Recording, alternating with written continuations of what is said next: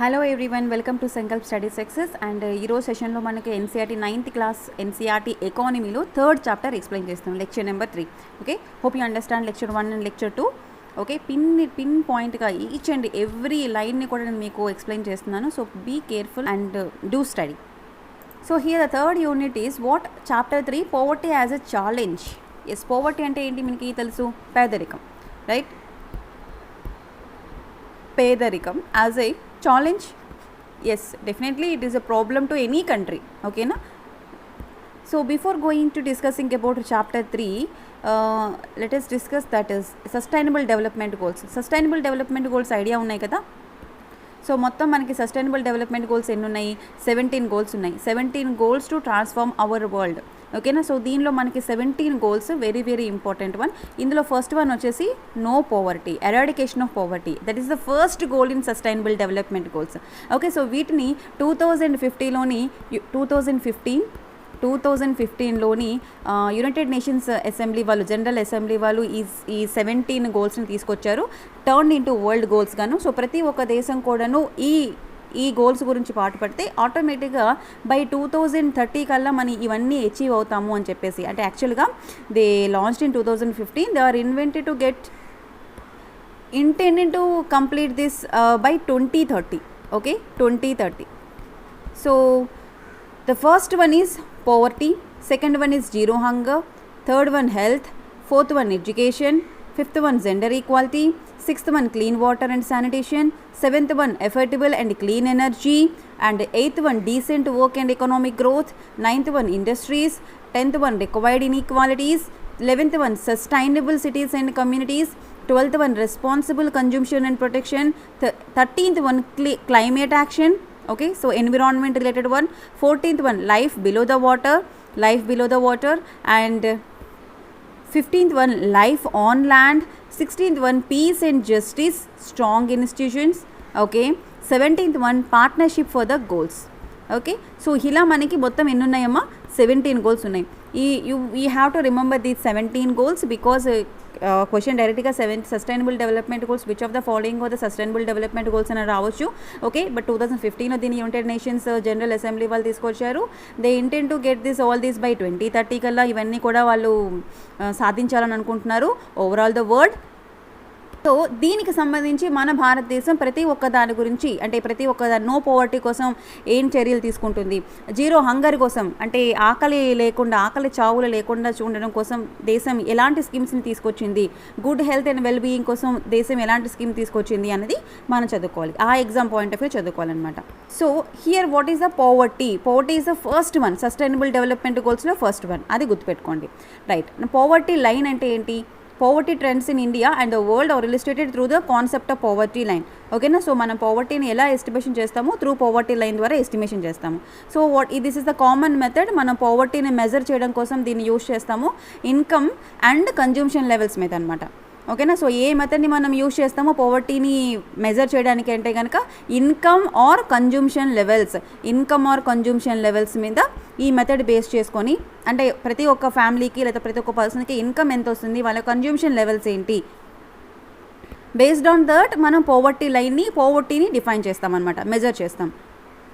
So ఎప్పుడైతే వాళ్ళ యొక్క కన్జ్యూమ్షన్ లెవెల్స్, ఇన్కమ్ లెవెల్స్ అనేవి మినిమం లెవెల్ కంటే కిందకు ఉంటాయో ఆ పర్టికులర్ పర్సన్ని లేదా పర్టికులర్ ఫ్యామిలీని మనం పూర్గా పరిగణిస్తామన్నమాట. అంటే for example here a person is considered a poor if he or her income or consumption levels falls below the given in minimum level. So ఇక్కడ మినిమం లెవెల్ ఏంటి ఇచ్చారంటే ఉంది, మనకి స్పెసిఫిక్ క్రైటీరియా ఉన్నది మినిమం లెవెల్స్ గురించి. But నేను మీకు నార్మల్గా అర్థం అవడం కోసం చెప్తున్నాను. ఫర్ ఎగ్జాంపుల్ మినిమం లెవెల్ ఒక 2 అనుకోండి. ఓకేనా? మినిమం లెవెల్స్ ఒక 2 అనుకుంటే 2 కంటే అంటే ఎర్నింగ్ రేట్స్ చెప్తాము. ఫర్ ఎగ్జాంపుల్ మంత్లీ ఇన్కమ్ మీద చెప్తాము. ఓకేనా? సో మినిమం ఇన్కమ్ 2000 పెడదాం. ఓకేనా? ఓకే, నా కొంతమంది పీపుల్కి 2000 కంటే బిలో ఇన్కమ్ వస్తుంది, 2000 కంటే ఎబో ఇన్కమ్ వస్తుంది. 2000 మనం క్రైటీరియా పెట్టాం కాబట్టి 2000 బిలో వచ్చిన వాళ్ళందరూ కూడాను పూర్గా పరిగణిస్తాం. ఎందుకంటే మనం ఇక్కడ 2000ని కీ పాయింట్గా క్రైటీరియాగా పెట్టుకున్నాం అనమాట. సో 2000 కంటే ఎక్కువగా వచ్చిన వాళ్ళని, శాలరీస్ ఎక్కువగా వచ్చిన వాళ్ళని రిచ్గా అనుకుంటాం. 2000 కంటే దీనికంటే ఇంకా ఎక్కువగా వచ్చిన వాళ్ళని వెరీ రిచ్ అనుకుంటాం. Okay, they are billionaires and millionaires అనమాట. ఇక్కడ నేను 2000 అని నేను చెప్పడం లేదు, దానికి క్రైటీరియా ఉంది, జస్ట్ మీకు ఎగ్జాంపుల్ చెప్తున్నాను. ఓకేనా. సో ఇక్కడ ఇన్కమ్ అండ్ కన్జంప్షన్ లెవెల్స్ ఎప్పుడైతే ఆ మినిమం లెవెల్స్ కంటే తక్కువ ఉంటాయో వాళ్ళని పూర్గా పరిగణిస్తారు. అంటే అట్లీస్ట్ బేసిక్ నీడ్స్ కూడా ఫుల్ఫిల్ చేసుకోవడానికి వాళ్ళ దగ్గర ఇన్కమ్ ఉండదు. What are the basic needs? Basic needs అంటే ఏంటి? ఒక మనిషికి కావాల్సిన నిత్య అవసరాలు ఏంటి?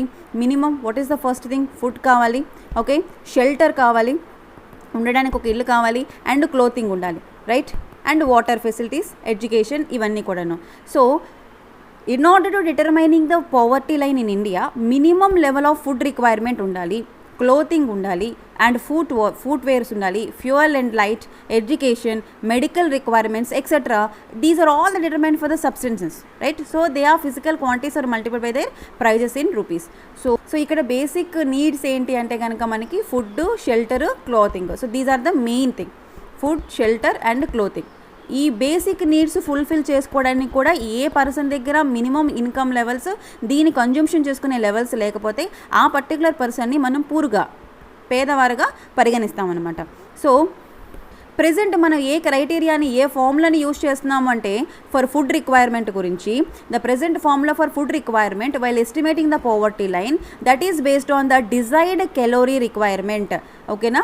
సో ప్రెజెంట్ మనం ఫుడ్ రిక్వైర్మెంట్ మీద ఏ ఫార్ములాని యూజ్ చేస్తున్నామంటే డిజైర్డ్ క్యాలరీ రిక్వైర్మెంట్. మనం ఏంటి అక్కడ ఇచ్చాము క్యాలరీస్ అంటే, యాక్సెప్టెడ్ యావరేజ్ క్యాలరీస్ ఎంత అంటే రూరల్ ఏరియాస్లోని ప్రతి ఒక్క పర్సను ఒక రోజుకి 2400 క్యాలరీస్ని తీసుకోవాలి.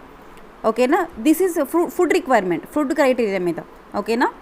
సో ఒక రోజుకి రూరల్ ఏరియాలోని 2400 క్యాలరీస్ ఉన్న ఫుడ్ని తీసుకోగలిగితే they are not poor. Okay. అదే అర్బన్ ఏరియాస్లో అయితే ఒక రోజుకి ఒక పర్సన్ 2100 క్యాలరీస్ డిజైడ్ తీసుకోగలిగితే ఆన్ అండ్ యావరేజ్గా 2100 క్యాలరీస్ తీసుకోగలిగితే దోస్ ఆర్ నాట్ పూర్. ఓకేనా. సో ఇన్ కేస్ ఎవరైనా సరే 2100 క్యాలరీస్ తీసుకోలేకపోతే అర్బన్ ఏరియాస్లో వారిని పూర్గా పరిగణిస్తారు. So this line is very very very important. చాలాసార్లు ప్రీవియస్ ఇయర్ ఎగ్జామ్స్లో అడిగారనమాట, how you determine the poverty line అని. ఓకేనా. So in order to food requirement బట్టి చూసుకుంటే what is the formula? Rural ఏరియాస్లో కనీసం రోజుకి ఒక పర్సన్ తీసుకోవాల్సిన క్యాలరీస్ ఎంత? 2400. Madam, why this change? Rural ఏరియాలో ఎందుకు 2400, అర్బన్ ఏరియాలో ఎందుకు 2100 అంటే అర్బన్ ఏరియాలో ఉండే పని కంటే రూరల్ పీపుల్ పని ఎక్కువగా ఉంటుంది. సో వాళ్ళకి క్యాలరీ కన్జంప్షన్ ఎక్కువ కావాలి, ఎందుకంటే వాళ్ళు అగ్రికల్చర్ యాక్టివిటీస్లో వాళ్ళు పాలు పంచుకుంటారు. సో వీళ్ళతో పోల్చుకుంటే వీళ్ళకి క్యాలరీస్ ఎక్కువ కావాలి. కాబట్టి రూరల్ ఏరియాలోని 2400 క్యాలరీలు ఎవరైతే కన్జంప్షన్ చేస్తారో వాళ్ళు పూర్గా పరిగణించబడరు. ఇన్ కేసు కనీసం వాళ్ళు రోజుకి ఒక పర్సన్ 2400 క్యాలరీలు ఫుడ్ తీసుకోలేకపోతే those are poor people. Same in the case urban area 2100 calories తీసుకోకపోతే అర్బన్ ఏరియాలో పూర్గా మనం పరిగణించుకుంటాం అన్నమాట. సో ఈ పావర్టీ లైన్ ఎస్టిమేషన్స్ ఎవరు చేస్తారు, ద సర్వే ఎవరు చేస్తారంటే కనుక ఎవ్రీ 5 ఇయర్స్కి ఒకసారి నార్మల్గా పీరియాడికల్గా శాంపుల్ సర్వేస్ తీసుకొస్తారు. The surveys are carried out by National sample survey Organisation. ఓకేనా. Poverty line estimated by dash. First one CSO, Central Statistic Organisation. Second one NSSO. Okay. Third one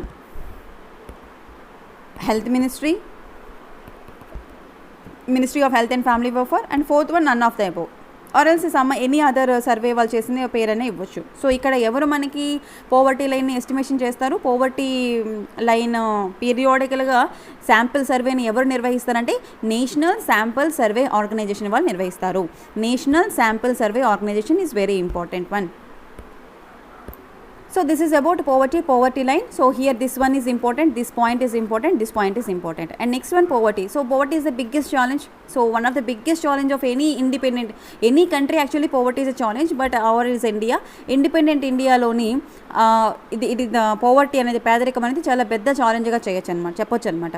okay. So Mahatma Gandhi always insist that India would be truly independent only when the poorest of its people become free of human suffering. ఎప్పుడైతే poorest people అందరూ కూడాను suffer అవ్వకుండా దాని నుంచి బయటపడతారో అప్పుడు నిజంగా భారతదేశానికి స్వాతంత్ర్యం వచ్చినట్టు అని చెప్పేసి మహాత్మా గాంధీ అని అన్నారనమాట. Then only they are truly independent. Okay, అప్పుడే మనం వాళ్ళు స్వతహాగా ఇండిపెండెన్స్ వచ్చింది, ఇండిపెండెంట్గా అయింది అని చెప్పి ఫీల్ అవ్వచ్చు అనమాట. So Mahatma Gandhi always insisted that India would be truly independent only when the poorest of its people become free of human suffering. Okay, so what are the indicators మీకు ఆల్రెడీ ఎక్స్ప్లెయిన్ చేసేసాను. మనం based on income level, based on consumption, these are the 2 indicators మనం use చేస్తాము.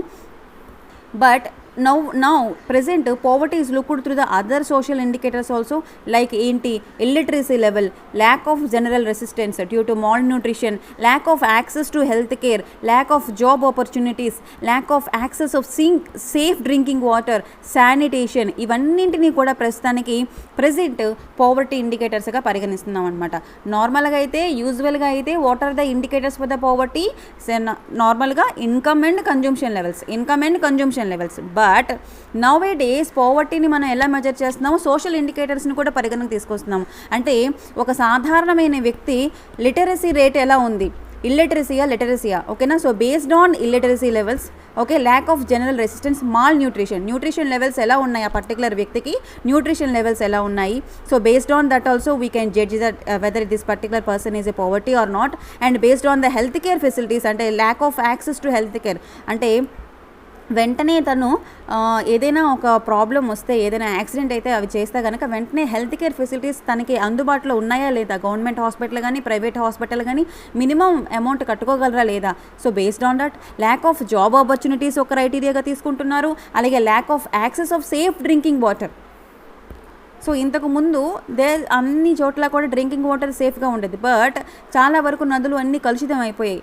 Even now a days we purchasing the water, right, 20 rupees పెట్టి can కొనుక్కొని మనం mineral వాటర్ని తాగుతున్నాం. నార్మల్గా అయితే డైలీ ప్రతి ఇంటికి వాళ్ళు క్యాన్ తీసుకొచ్చి వేస్తారు. ఇది మీకు ఇప్పుడు ప్రెజెంట్ సిచ్యువేషన్ నడుస్తుంది బయట, right. So safe drinking water, lakh of access to safe drinking water. కొన్ని ప్రదేశాలను రాజస్థాన్ అండ్ ఆంధ్రప్రదేశ్లోని కొన్ని నీరు లేని ప్రదేశాలు ఉన్నాయి, ప్రాంతాలు. అక్కడైతే మరీ వాటర్ చాలా రెడ్ కలర్లో ఉంటుంది, ఓకే, చాలా మట్టిగా చాలా బ్లాక్గా ఉంటుందన్నమాట. So they did not access that safe drinking water. అలా ఆ క్రైటీరియా, ఆ ఇండికేటర్ మీద కూడా మనం బేస్ చేసుకొని ఒక పర్టికులర్ పర్సన్ని పూరా కాదా అని శానిటేషన్ని కూడా చూసుకుంటున్నారనమాట. So these are all the indicators to define a poverty. Next one concept social exclusion. ఈ చాప్టర్లో మనకి సోషల్ ఎక్స్క్లూజన్ అనే వర్డ్ వచ్చింది. సో సోషల్ ఎక్స్క్లూజన్ అంటే ఏంటంటే కనుక it is a process through which individuals are groups are excluded from facilities. అంటే president అయితే ఇప్పుడు లేదు, కానీ నార్మల్గా అయితే కనుక ఆ రాజుల కాలంలో కానీ క్యాస్ట్ సిస్టమ్ ఎగ్జిస్టింగ్ అయిన దగ్గర నుంచి కూడాను మనకి ఏంటంటే కనుక ఎస్సీ ఎస్టీ వాళ్ళని అండ్ వెనుకబడిన వర్గాల వారిని ఓకేనా గుడిలోకి, టెంపుల్లోకి ఎలో చేసేవాళ్ళు కాదు, ఓకేనా. ఒక ఊరు మొత్తానికి ఒక వెల్ ఉండేది. సో దాని దగ్గరికి వెళ్ళి నీళ్ళు పట్టుకొని, అంటే నీళ్ళు ఇప్పుడంటే అందరూ మోటార్స్ పెట్టుకున్నారు. సో వాటర్ అనేది ఈజీగా వస్తుంది, ప్రాబ్లం లేదు, ప్రతి ఇంటికి ఒక మోటార్ అవన్నీ ఉన్నాయి. బట్ ఇంతకుముందు ఏంటంటే కనుక ప్రతి ఒక్క విలేజ్కి ఒక పెద్ద వెల్ ఉండేది. ఆ వెల్ నుంచే ఆ నీళ్ళు వాళ్ళు వెళ్ళి తోడుకొని తీసుకునేవారు అన్నమాట. ఓకే, సో ఇలా వాళ్ళకి అక్కడ వాటర్ని యాక్సెస్ చేసుకునే ఇది కూడా ఉండేది కాదు. ఈ ఫెసిలిటీస్ నుంచి ఈ బెనిఫిట్స్ నుంచి వాళ్ళని ఎక్స్క్లూడ్ చేసేవాళ్ళు. దానిని సోషల్ ఎక్స్క్లూజన్ అంటారనమాట. సోషల్ ఎక్స్క్లూజన్ అంటే ఏంటి? It is a process through which individuals or group of people are excluded from facilities, benefits and opportunities that others enjoy. ఇక్కడ మిగతా ప్రజలు అంటే ఏంటి? వెనుకబడిన వర్గాల వారికంటే మామూలుగా చెప్పాలంటే ఇక లిటరల్స్గా బ్రాహ్మణులు, ఓకేనా. సో బ్రాహ్మణులు చాలా దీనిగా ఆ కాలంలోనే ఎంజాయ్ చేసేవాళ్ళు ఈ బెనిఫిట్స్ అన్నింటినీ కూడాను. ఆ తర్వాత వైశ్యులు, క్షత్రియులు బాగానే ఎంజాయ్ చేశారు, ఓకేనా. ఇటు వచ్చి నష్టపోయింది వీరే ఆ టైంలోని, ఓకే, నాట్ నౌ, ఆ టైంలోని. So a typical example is the working of the caste system in India, in which people belonging to the certain caste are excluded from equal opportunities. So this is the example, okay. So దాన్ని social exclusion అని అంటారు, okay. Next one vulnerability. So this process is not continuous now, అంతా ఇప్పుడు set అయిపోయింది. All are equal, okay, అందరికీ equal opportunities అన్నీ ఉన్నాయి. Then వల్నరబిలిటీకి వస్తే to poverty is measure which describes the greater probability of certain communities, that means member of backward caste or individuals means widows or physically handicapped persons of becoming a remaining poor in coming years. So vulnerable section అని ఎవరిని అంటారు అంటే ఎవరైతే income generate చేసుకోలేరో, ఎవరికైతే మనకి equal opportunities అంటే ఉండవో, for example backward caste కానీ, ఈ వెనుకబడిన వర్గాల వారు కానీ, లేకపోతే విడో పర్సన్స్ని ఇంతకుముందు ఎలో చేసేవాళ్ళు కాదు, ఫిజికల్ హ్యాండిక్యాప్డ్ పర్సన్స్ ఎలాంటి ఇన్కమ్ లెవెల్స్ పెంచుకోలేరు, right, they are becoming a poor. Coming ఇయర్స్లో వాళ్ళు వీళ్ళందరినీ కూడా వల్నరబుల్ సెక్షన్స్గా పరిగణిస్తారనమాట. అందుకని ఇప్పటికీ కూడాను మనకి కొన్ని నోటిఫికేషన్స్లోని ఫిజికల్ హ్యాండిక్యాప్డ్ పర్సన్స్కి కొంత రిజర్వేషన్ అనేది ఇస్తున్నారు. ఓకేనా, సో వీళ్ళు మనకి వల్నరబుల్ సెక్షన్గా పరిగణించుకోవాలి. వల్నరబుల్ గ్రూప్స్ అంటే ఏంటి అంటే social groups which are most vulnerable to poverty are scheduled caste and scheduled tribe households, వాళ్ళని మనం ఏమంటామో వల్నరబుల్ గ్రూప్స్ అని అంటామన్నమాట. సో స్కెడ్యూల్డ్ క్యాస్ట్ వాళ్ళు, స్కెడ్యూల్డ్ ట్రైబ్స్ వారు ఎవరైతే హౌస్ హోల్డ్స్ ఉన్నారో వాళ్ళు వల్నరబుల్ గ్రూప్స్ పరిధిలోకి వస్తారు. So among the economic groups తీసుకుంటే the most vulnerable groups are the rural agricultural labour households and the urban casual labour households వాళ్ళు economic గ్రూప్స్లో తీసుకుంటే మనకి మోస్ట్ వల్నరబుల్ గ్రూప్స్ ఏంటి, ఎకానమీ టర్మ్స్లో మనకి మోస్ట్ వల్నరబుల్ గ్రూప్స్ ఏంటి, rural సెక్టార్లో ఉన్నటువంటి ఏరియాస్లోని అగ్రికల్చరల్ లేబర్ ఎవరైతే ఉన్నారో వాళ్ళు అగ్రికల్చరల్ లేబర్. ఓకే, ఇప్పుడు మీకు ఫర్ ఎగ్జాంపుల్ 10 ఎకరాల ల్యాండ్ ఉందంటే మీరు you are not a labour, ఓకేనా, you are the owner of that land. అదే మీ దగ్గర ల్యాండ్లో పని చేయడానికి ఎవరైతే ఒక 10 మంది కూలీని మీరు పెట్టుకున్నారో ఆ 10 members is a agricultural labour. Okay, so the rural agricultural labour and the urban casual labour అంటే రోజు కన్స్ట్రక్షన్ వర్క్స్కి వాటికి వెళ్ళే వాళ్ళు ఎవరైతే ఉన్నారో వాళ్ళని మనము మోస్ట్ వల్నరబుల్ గ్రూప్స్గా పరిగణించుకోవాలి. అండ్ నెక్స్ట్ వన్ ఇక్కడ మనకి సోషల్ ఎక్స్క్లూజన్, వల్నరబిలిటీ, ఇవన్నీ కూడా మనకి ఈ చాప్టర్లో వచ్చినటువంటి మెయిన్ పాయింట్స్. ఓకేనా, side headings. And international poverty line అంటే ఏంటి, international poverty line is a monetary threshold under which an individual is considered to be living in poverty. So ఇక్కడ మనకి ఇంటర్నేషనల్ లెవెల్లో ఒక ఇంటర్నేషనల్ పోవర్టీ లైన్ని డిఫైన్ చేయడం జరిగింది. సో బేస్డ్ ఆన్ దిట్ ఇక్కడ ఏంటంటే కనుక ఒక థ్రెషోల్డ్ వాల్యూ అనేది ఇవ్వడం జరుగుతుంది. ప్రతి ఒక్క ఇండివిజువల్ ఆ థ్రెషోల్డ్ వాల్యూకి బిలో ఉన్నారా అబోవ్ ఉన్నారా అనేది బేస్డ్ ఆన్ దట్ మనం ఇంటర్నేషనల్ పోవర్టీ లైన్ని క్యాలిక్యులేట్ చేస్తామన్నమాట. So it is calculated by taking the poverty threshold value from each country. ప్రతి ఒక్క కంట్రీ నుంచి కూడాను మనం తీసుకొని క్యాలిక్యులేషన్ చేస్తారు. So what is the given value of the goods needed to sustain one adult. So ప్రతి ఒక అడల్ట్ సస్టైన్ అవ్వడానికి కావాల్సినటువంటి అంటే ఏవైతే బేసిక్ నీడ్స్ ఉన్నాయో అవన్నీ ఫుల్ఫిల్ అవుతున్నాయా లేదా, ఓకేనా. And then converting into the dollar. So నార్మల్గా కరెంట్ ఇంటర్నేషనల్ పోవర్టీ లైన్ ఎంత అంటే this one is very important, $1.90 per day. Okay, I think present 70 rupees 70 to 80 rupees మధ్యలో ఉంది dollar value. Okay, so $1.90 per day ఒక అడల్ట్కి తను ఇది చేయగలిగితే అంటే ఖర్చు పెట్టే స్తోమత, దాన్ని ఇన్కమ్ జనరేట్ చేసుకునే స్తోమతలో ఉండగలిగితే they are not a poor.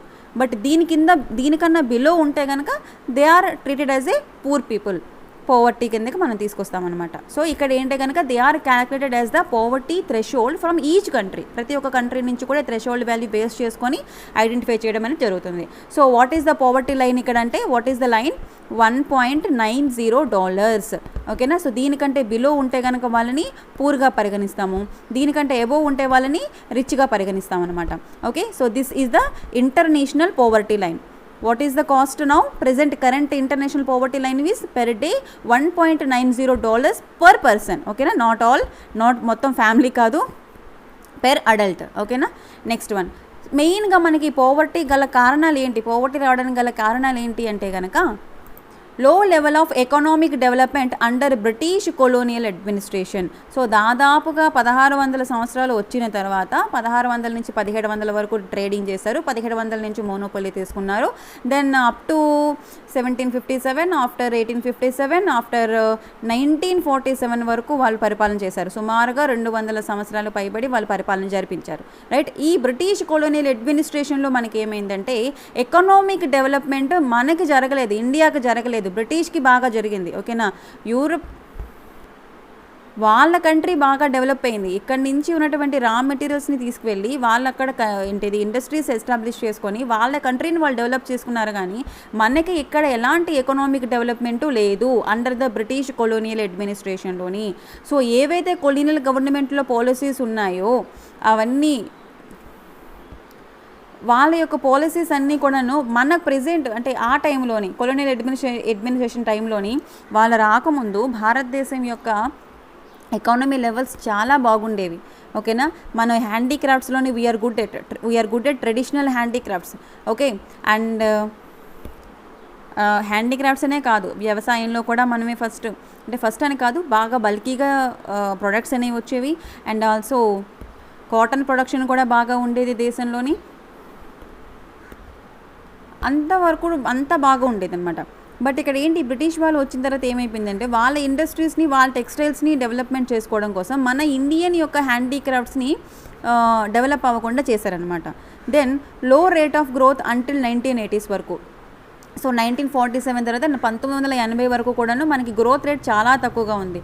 Because job opportunities తక్కువగా ఉన్నాయి, low growth rate of incomes, population పీక్గా వెళుతుంది, high growth rate of population. You see 1947 మనకి స్వాతంత్రం వచ్చినప్పుడు జనాభా 30 crores. Now 2021 we have 132 crores. Okay, how it is possible, right? So population growth rate is very high, there is no job opportunities, there is no income generation, right. So ఆటోమేటిక్గా ఏమవుతుంది, economy డిప్రెస్లోకి వెళ్తుందా, economy గ్రోత్లోకి వెళ్తుందా? Economy డిప్రెస్లోకి వెళ్తుంది కదా. So లో growth rate until 1980s, the two combine to make the growth rate for per capital income very low. So ప్రతి ఒక్క per capital income అంటే ప్రతి ఒక్క మనిషికి వచ్చినటువంటి ఇన్కమ్ చాలా తక్కువగా ఉంది. సో మనకి ఏదైతే ఎకనామిక్ గ్రోత్ చేయాలనుకున్నామో, ప్రమోషన్ ఆఫ్ ఎకనామిక్ గ్రోత్ మనకి ఫెయిల్ అయ్యామో, పాపులేషన్ కంట్రోల్ చేయలేకపోయాము. ఓకేనా. So we are failure at these two things. We cannot promote the economic growth, we cannot control the population control also. So within span of 75 years 76 years ki how 100 crores elaga janaba perigaru. Okay na. So this is the, we have low growth rate in the until 1980s. Later growth rate is there. Next one, irrigation and green revolution. So irrigation and green revolution, వ్యవసాయము and green revolution.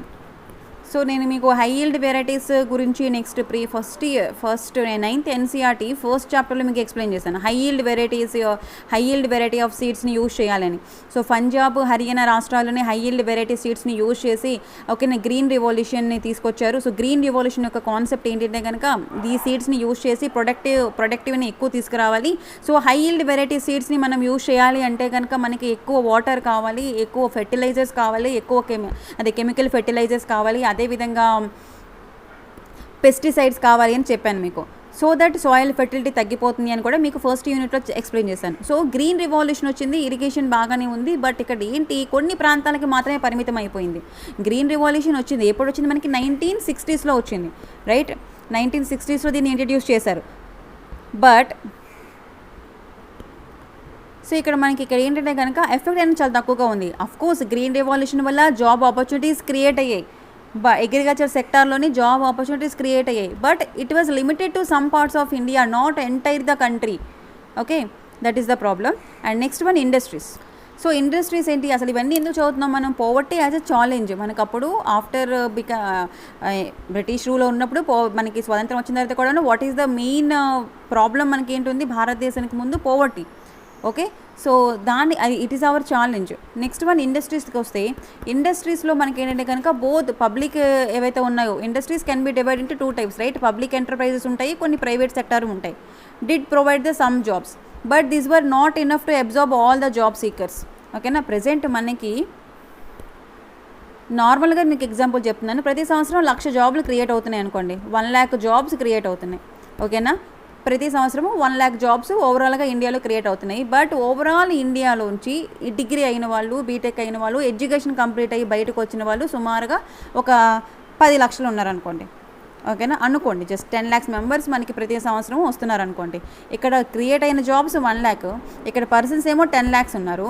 So how we can Tally? ఈ 1,00,000 మెంబర్స్కి 10 లక్షల మంది ప్రతి ఒక్క జాబ్కి ప్రతి ఒక్కరు పోటీ పడుతున్నారు. So that is the problem we face now. ఓకేనా. ఒక 400 పోస్టులు ఉన్నాయంటే దానికి 10 లక్షల అప్లికేషన్స్ వస్తున్నాయి. దానికి ఏమంటారు, అట్లీస్ట్ ఇంతకుముందు ఒక జాబ్కి 3 పోటీ పడుతున్నారు, ఒక జాబ్కి 2 పోటీ పడుతున్నారు అని చెప్పొచ్చు. ఇప్పుడు ఒక్కొక్క జాబ్కి 10,000 నుంచి 1,00,000 మంది దాకా పోటీ పడుతున్నారని చెప్పొచ్చు, రైట్. సో ఇక్కడ ఏంటంటే 1,00,000 జాబ్స్ ఒక సంవత్సర కాలంలో గవర్నమెంట్ కానీ ప్రైవేట్ సెక్టర్ నుంచి కానీ వస్తుంటాయి. 10 లక్షల మంది ఉంటే what about remaining 9 lakh people? Okay, వీళ్ళకి జాబ్ ఆపర్చునిటీస్ ఎక్కడ వస్తాయి? ఈ 9 lakh పీపుల్ మనకి ఎలా తయారవుతారు? బర్డెన్గా తయారవుతారు. ఎందుకంటే దీస్ ఆర్ లైబిలిటీగా అన్ఎంప్లాయిడ్మెంట్ యూత్ అవుతారు. సో లైబిలిటీగా ఫామ్ అవుతారనమాట. సో ఇండస్ట్రీస్ మనకి పబ్లిక్ ప్రైవేట్ సెక్టర్ ఉన్నప్పటికీ, వాళ్ళు జాబ్స్ ప్రొవైడ్ చేసినప్పటికీ ఎవరైతే జాబ్ సీకర్స్ ఉన్నారో వాళ్ళకి మొత్తం ప్రొవైడ్ చేయలేకపోతున్నారనమాట ఇండస్ట్రీస్ ఏవైతే ఉన్నాయో. సో సిటీస్లో వాళ్ళకి కావాల్సినటువంటి ప్రాపర్ జాబ్స్ని వాళ్ళు ఫైండ్ అవుట్ చేయలేకపోతున్నారు. So many people started working as a rickshaw pullers గాను, వెండర్స్ గాను, కన్స్ట్రక్షన్ వర్క్స్లోని, ఇప్పుడు రీసెంట్గా మనకు వచ్చినటువంటి ప్లాట్ఫామ్స్లోని ఫ్లిప్కార్ట్ డెలివరీ బాయ్గా, అమెజాన్ డెలివరీ బాయ్గా, స్విగ్గీ డెలివరీ బాయ్గా, ఓకేనా, అలా కూడా మనకి చేస్తున్నారనమాట. So with irregular some incomes these people could not afford the expensive housing, right. So these are all the reasons for poverty, ఓకేనా. పోవర్టీ గల కారణాలు ఇవన్నీ కూడా మనకి.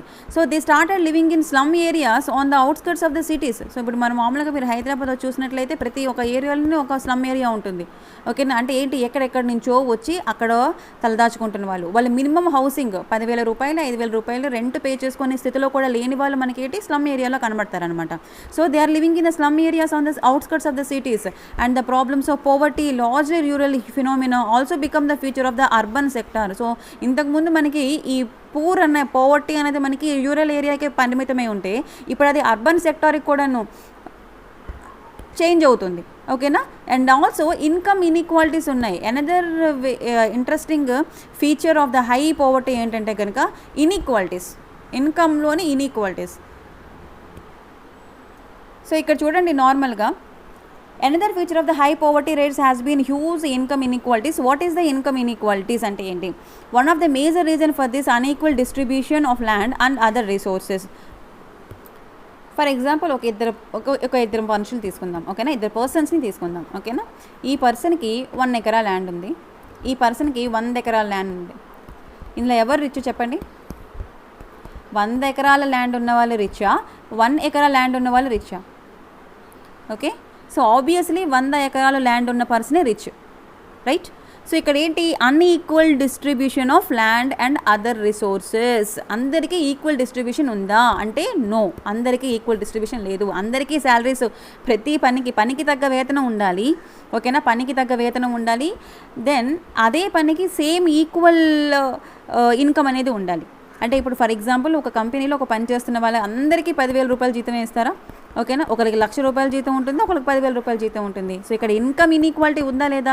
1,00,000 రూపాయల జీతం వచ్చిన వ్యక్తి they can afford 10,000 rupees rent pay చేసుకొని ఒక ఇల్లు తీసుకొని హాయిగా ఫ్యామిలీతో ఉంటారు. What about this person? నెలకి 10,000 రూపాయల జీతం వచ్చిన వ్యక్తి 10,000 రెంట్ ఎలాగ ఎఫోర్డ్ చేయగలుగుతారు? మహా అయితే 500 రూపాయల నుంచి 1,000 రూపాయలు రెంట్ మాత్రమే పే చేయగలుగుతారు, అవునా. ఎందుకంటే బేసిక్ నీడ్స్ అనేవి ఇద్దరికి ఫుల్ఫిల్ అవ్వాలి. వీళ్ళకి ఫుడ్, క్లాతింగ్, షెల్టర్ ఇంపార్టెంటే, ఈ పర్సన్కి ఫుడ్, క్లాత్, షెల్టర్ ఇంపార్టెంటే. బట్ ఇన్కమ్ జనరేషన్ అనేది ఇన్ఈక్వాలిటీగా ఉంది, రైట్. సో ఎలా ఎఫోర్డ్ చేయగలుగుతారు? So this is the another feature of the high poverty rate in India. Okay, so these are all the మనకి యాక్చువల్గా ఇప్పటికీ కూడాను poverty is the biggest challenge in our country. Okay, so ఇవన్నీ మనం ఎలా eradicate చేయాలి అన్నది క్వశ్చన్ మార్క్, ఓకేనా. So do your best.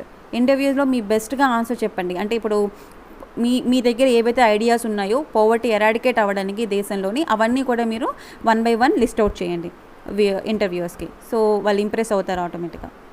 So మనకి చాలా పాలసీస్ ఉన్నాయి ఇండియాలోని. There are many policies to eradicate the poverty, but is there any proper implementation or not? ఇవన్నింటి పాలసీస్ని కూడా కరెక్ట్గా ఇంప్లిమెంటేషన్ చేస్తే they could have the improve the life of millions of rural people, ఓకేనా. మిలియన్స్ ఆఫ్ రూరల్ పీపుల్ యొక్క లైఫ్ని మనం improve చేయగలుగుతాం ఇఫ్ గవర్నమెంట్ తీసుకొచ్చిన పాలసీస్ అన్నీ ప్రాపర్గా ఇంప్లిమెంటేషన్ చేస్తే. అంటే గవర్నమెంట్ 100 కోట్లు రిలీజ్ చేస్తే ఆ పర్టికులర్ దానికి ఆ 100 కోట్లు ఆ పనికే ఖర్చు చేసామనుకోండి, ఆబ్వియస్గా రూరల్ పీపుల్ ఎవరైతే ఉన్నారో అంటే మిలియన్స్ ఆఫ్ పావర్టీ పీపుల్ ఎవరైతే ఉన్నారో వాళ్ళందరి యొక్క లైఫ్ స్టైల్ని, వాళ్ళ యొక్క కండిషన్స్ని ఇంప్రూవ్ చేయొచ్చు. ఓకేనా? బట్ అది జరుగుతుందా లేదా అనేది మీరు ఆలోచించాలి. ఓకేనా? So this is about third unit in 9th NCERT. Okay, poverty as a biggest challenge. Right. So thank you so much. Do subscribe to our channel Sankalp Study Success.